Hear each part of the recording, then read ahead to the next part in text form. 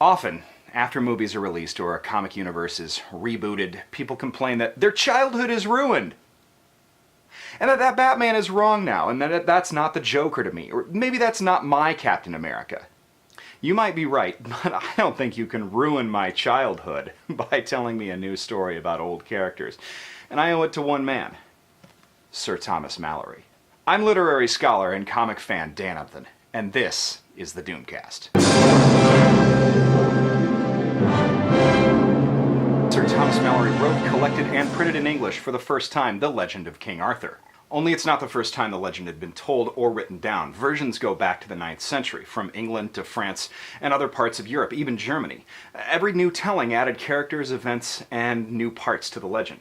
Malory was just the first one to put it down in English. Subsequent writers added their own portions. Chrétien de Troyes added Percival. Malory added the death of Arthur. T.H. White added the early childhood of Arthur, and Tennyson, Twain, Disney, all of them had their own versions. Sometimes Arthur is killed by Vortigern, sometimes by Mordred, sometimes by Morgana Le Fay, sometimes she's his sister, sometimes Morgause is, sometimes they're the same person, sometimes Lancelot and Arthur fight a war, sometimes they're best friends the entire time, sometimes they just fight a battle and joust over Guinevere. Every single version has its own contradictory other versions, and each one has been equally valid.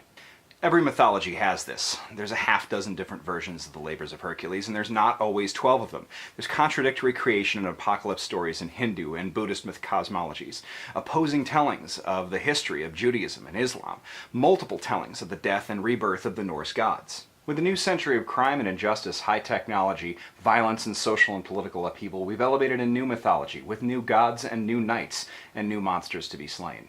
But our new myth is different. It's almost perpetually in its second act, and we've been obsessed with linearity in canon. This concept of canon in terms of validity is largely a product of modernism. Each new writer of the ancient myths that reflected the trials and concerns of its people were writing the first and final version of each myth each time they retold it. But for us, Flashpoint did or didn't happen. The next Batman is either Terry McGinnis or Damian Wayne, but not both. There can only be one Captain America at a time. But this isn't the natural way that stories work, if there is a natural way that stories work at all.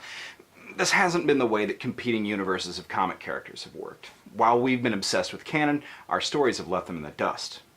Take Batman. There's 1966 Goofy Batman. There's 1937 Batman. 1950s comic Batman.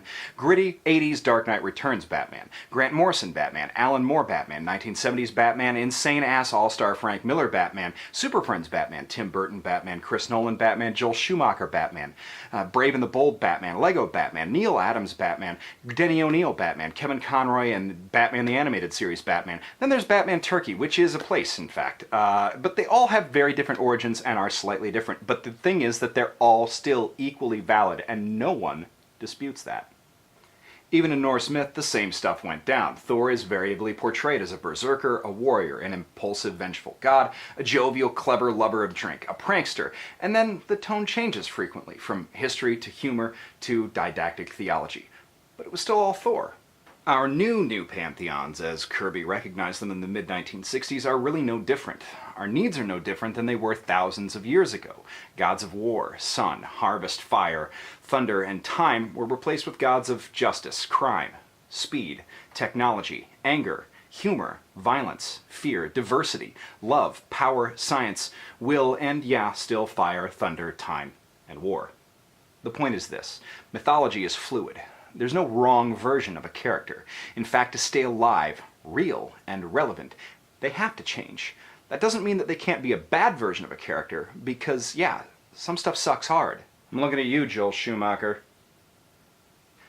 So the next time you catch yourself frustrated that Aunt May shouldn't really be that hot, or whether Bruce's parents took him to the opera or to the Mask of Zorro, it's not as important as the fundamental changes to the characters themselves, like the Joker being immortal, or Batman using guns, both of which are pretty stupid.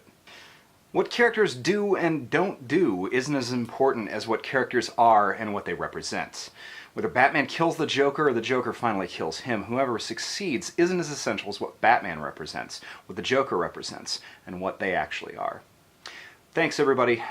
Come back and check out our suitor literary chops next time on the Doomcast.